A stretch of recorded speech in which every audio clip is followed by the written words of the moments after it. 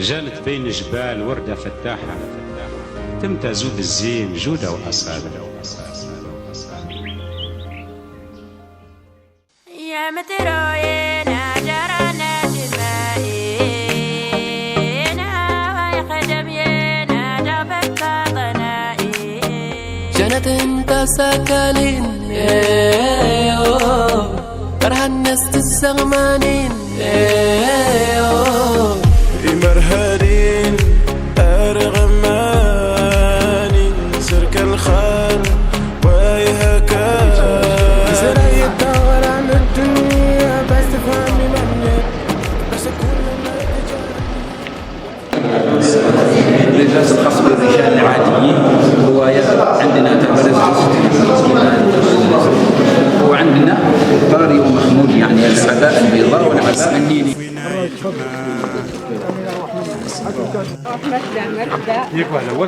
المهارة هم المحارب التارجي، هذه أنواع الماعز البري آية.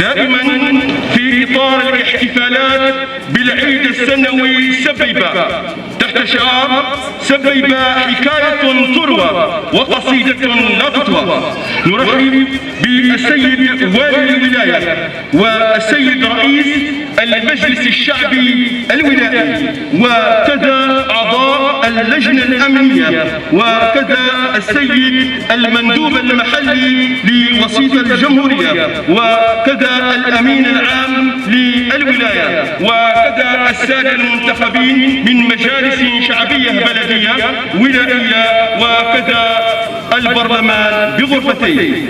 نرحب بالسادة الحضور، جمهورنا الكريم، أبناء الحركة الجمعوية، أبناء تراث جانب، نرحب بكم في الاحتفال بالعرس السنوي طقس سبيبة.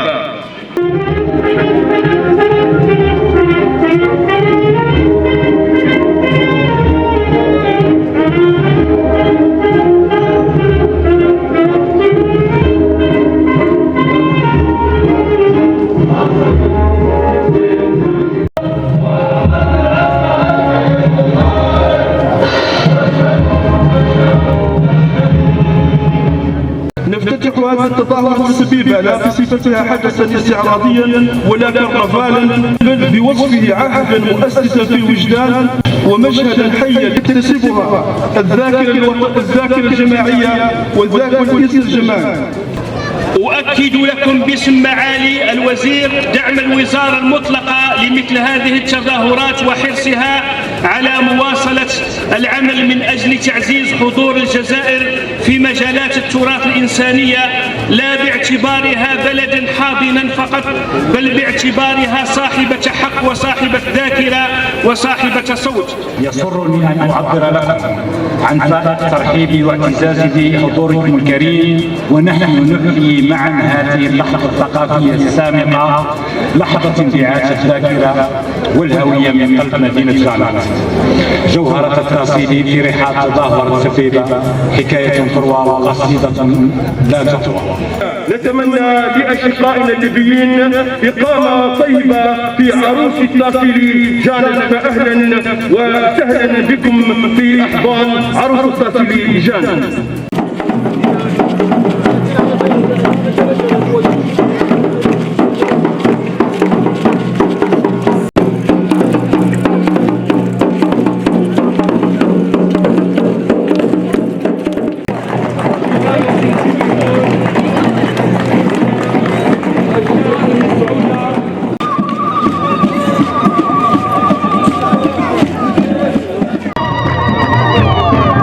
اعطيني اللورد برك، اعطيني اللورد برك ولا نبدا.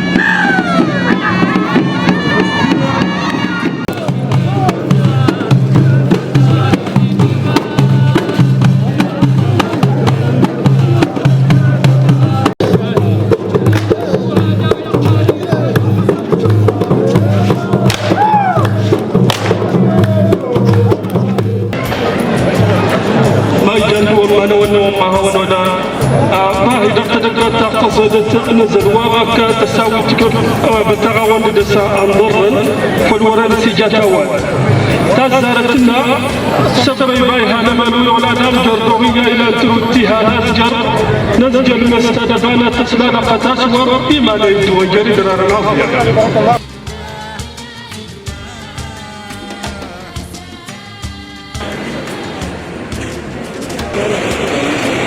سبيبا حين تردد القصيدة وتكتب الذاكرة. لدينا أيضا ألحان قصائد شعرية، لكن هذه القصائد الشعرية ألحان ممكن جديدة أو قصائد بحد ذاتها جمعت في الوسط النسوي ذات الصيغة الأصلية أضيفت عليها. الشعوب القديمة كيف حاولت تدون قصصها ومآثرها قبل الكتابة؟ نلقوا مثلا الشعوب السومرية الفرعونية كانت تدون بالأشكال. انتم شفتوا اللغة الهيروغليفية في مصر أشكال لأجل الفرنسي هذا. سبيبة هو اسم للشهر والبطاقة التعريفية لمدينة جانت والهوية التاريخية لسكانها الأوائل والهبة المهداة من آباء الجانتيين.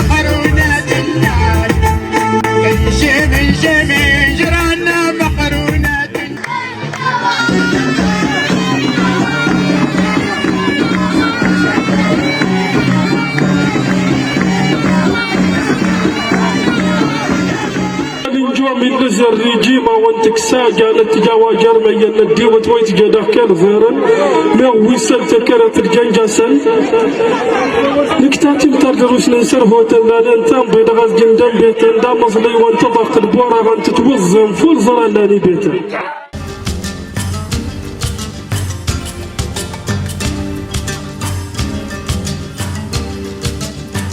هذه الضجة الضيوة أساروا في رسم خلا يقتان ولا يديون أساروا في إدي الله ساتي وفلت جمع يسمني الجمعين دي يوجاج ذكر هذا وين النظافة وهي أتشك وهي تجاهل وهي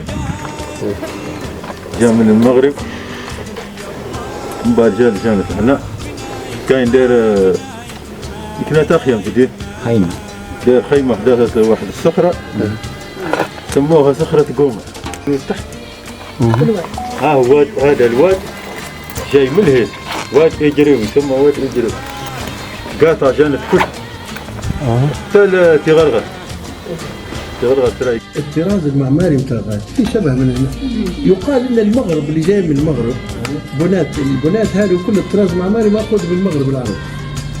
كانوا رحاله يمشوا للحج يقيموا فتره بنايين ويمشوا يفوتوا. ففي تاثير احنا البني هذا الطراز المعماري يشبه عندكم يشبه للتوت نتاع غاد. احنا عندنا ناس جو من توت في فتره الاستعمار الفرنسي وفي يتزوجوا في غاد. عندهم ناس اولاد في غاد. بارك الله فيك.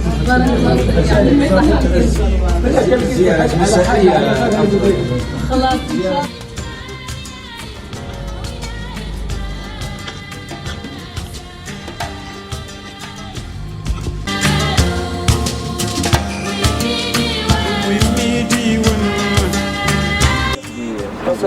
نقدر نقولوا تغرف. إذا تكلمنا على الجغرافيا نتاع المكان نقدر نقولوا الميزان، لأن الميزان الموازنة ما بين قصرين، عندنا بلواز وعندنا مجاهل في الجهة الجنوبية. في المغرب يسموها قديح، مثلا وين الناس يستحفظوا بالمؤونة تاعهم. ما شاء الله. هذه البلاصة كنا تسمى إيضلوى الناقناق. عاود يضلون واش معناتها بالعربي؟ يضلون لا في البساتين كاين يضلون. شغل رحبة الرحبة انت دخل سينيغال اي حاجة باغيين الماعز يحطوها يضلون قبل ان تقدم الى رمسيس 2 وصلنا باللي مات في سنة 1227 ميلادي تحديدا، وهي الفترة اللي بدا لأن التارجي مكتشف بدا يظهر من 1500 وروح لهون بدا يظهر الجنس التارجي، فبالتالي الفترة هذه هي فترة التواري، إلا أن بعض اللغات اللي هي وبعض الكلمات المستعملة في راحت لنا مع الزمن، لأن المفردات ربما تغيرت ولا ما انتقلتش إلينا كما ينبغي، لكن الذي هو موجود كيفية الرقص والمحافظة على الزمن والمحافظة على المكان، وكذلك يعني الكيفيات نتاع استخدام السفينة، سواء بالنسبة لتحضير الأضحية، بالنسبة لتحضير تصفيف الشعر، بالنسبة للاستعداد النفسي اللي كان الإنسان عايشه في هذه المدينة. وبقي السفينة مستمرة لحد اليوم.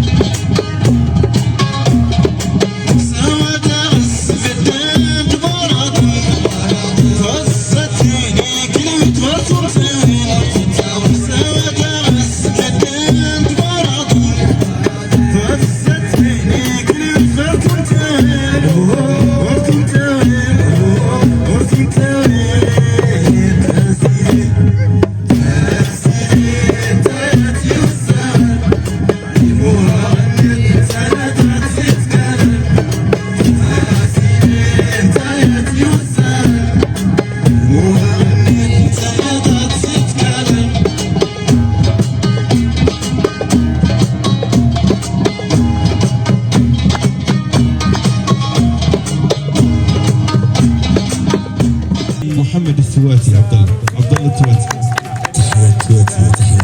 مية شبعنا وغنية. شبعنا التكريم. ربيع شوارع. معليش بالله نكتة صارت هنا، كيف نحكيها يعني بالليبي ولا نحكيها لكم بالزايري ولا بالتالي؟ بس ترى ماذا بنا فرنساوي؟ التكرة تخلت خلاص. هي عند الليبيين يوسف جال الجا يقال يودي مهرات يجروا قزرة بيو ما يجروا قزرة قزرة ما يجروا لا مهرات يتكلت يقلع عليه والديوانة بس الديوانة بس فتش الابواب اجرهم من الاسود هذا مواطن زين ولقي الناس إمارة يا صر يري متى صر يري يا أخي خطيرة توريك يتعقب عليه واحنا كنا جهدوا على سينما المجارة وياها دوسن دغ المهرجان والسبيبة صورة روح المجارة ويانا لو مالت الهدى بارك الله المجارة ويا موسنينين ننكرن دغات ننكرن دغسبها ننكرن دغا كيدك دغ ليبيا عد دار الناس دغجانا فوليريت مامو فوليريت دزلزو الدنيا تاغن جانا تبدا هون دغا سموسينين يهدوان كيض هون نختي فير مولاغن الهدى فوليريت مامو فوليريت نمهيوا جمد الدنيا هون دغجانا تدير فولس هرت واجن درس معنا تاتكن المحافظة تان سبيبة هرت موسنين يمقرن هلا ايت الدولة تسلاس او درس موسنين نسين مروان هلا تان ميرت نوان تبدام تان ميرت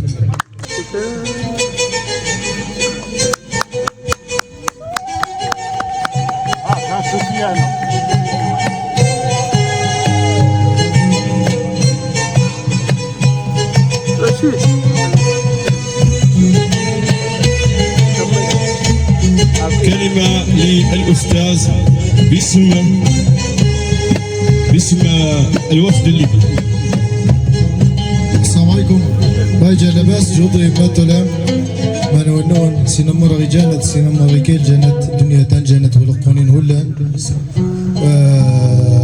سينما رغي جانت ينين ولقونين هلا إذا جاتي فيرتي هاد فول تدوكلتا تسيه روح وسببا إجرازنا هلا إذا دي هي هرت جن هي تيكزن تماهق تيكزن هرت ودو يمهر. سأتكلم بالعربية. بسم الله الرحمن الرحيم. السيدات والسادة أهلنا الكرام في جانت، الحضور الكريم من مختلف الجهات، رئيس المجلس الشعبي الولائي، السادة المسؤولون، أهلا وسهلا بكم والسلام عليكم ورحمة الله وبركاته. يشرفنا نحن أعضاء الوفد الليبي القادمين من مدينة غات العريقة أن نعبر عن عميق شكرنا وامتناننا لحفاوة الاستقبال وكرم الضيافة الذي لمسناه منذ وصولنا إلى جانت، هذه المدينة الأصيلة التي يجمعنا بها روابط التاريخ والثقافة والحضارة والانتماء. لقد تشرفنا بالمشاركة في تظاهرة سبيبة بجانت لهذا العام، والتي تمثل مناسبة فريدة لاحتفاء بالتراث والتقاليد الضاربة في جذور شعب الجزائر. وقد كانت فرقة غات للفنون الشعبية خير سفير لتراثنا، تنقل نبض الصحراء وتاريخ موها من خلال إيقاعاتها وأناشيدها ورقصها التي تعبر عن روح الأصالة والتماسك الاجتماعي. كما كان لنا شرف مرافقة عدد من الباحثين والإعلاميين من مدينة غات الذين عملوا على توثيق هذه اللحظة المميزة ونقلها بكل صدق وموضوعية لتبقى هذه الذكرى ذاكرة للأجيال القادمة. إن تلاقينا في مثل هذه التظاهرات ليس مجرد احتفال، بل هو تأكيد على الروابط الأخوية ووحدة المصير الثقافي والإنساني. فما دامت جانت بخير ثقافيا ستكون غات بخير ثقافيا وسيكون تاريخنا محفوظا. شكرا جزيلا لكم. تنميرتنون هولان. أتمنى لقاءكم في غات وأهلا وسهلا بكم في ليبيا. شكرا.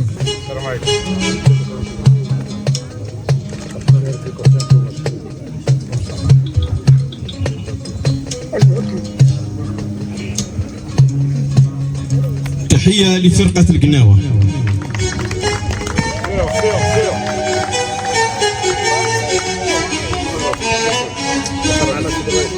خليك معنا رئيس البلدية. جرب معلش عاود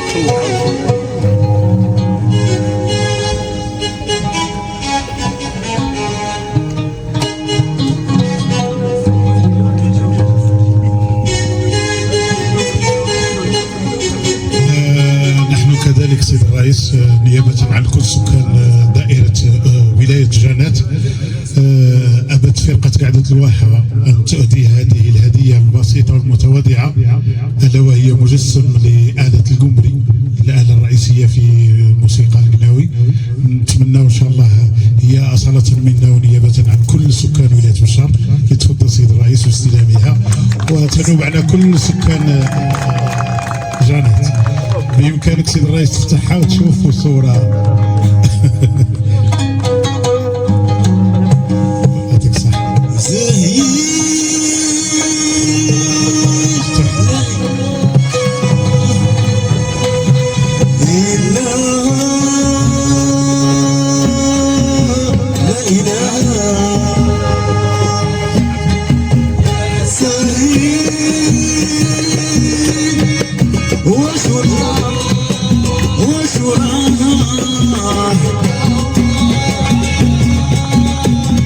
محافظة المهرجان الثقافي سبيبة تقدم وسام شكر للسيد رئيس المجلس الشعبي البلدي، وذلك عرفانا وتقديرا للدعم المتواصل والرعاية الكريمة التي قمتم تقدمونها لإنجاح فعاليات مهرجان سبيبة 2025 وحرصكم الدائم على النهوض بالثقافة المحلية وترسيخ حضورها في المشهد الوطني. لقد شكل حضوركم وتوجيهكم ركيزة أساسية في تثبيت أسس هذا الحدث الثقافي وساهم في توفير كل الظروف المواتية لضمان تنظيم نوعي ومتميز يليق بالموروث الثقافي العريق لولاية جانت.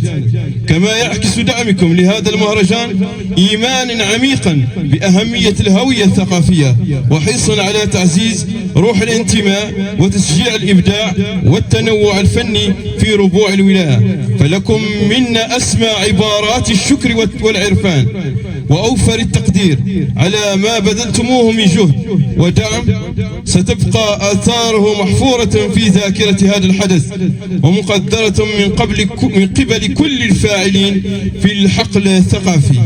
يتفضل المحافظ السيد بكار ناصر لتكريم رئيس المجلس الشعبي البلدي.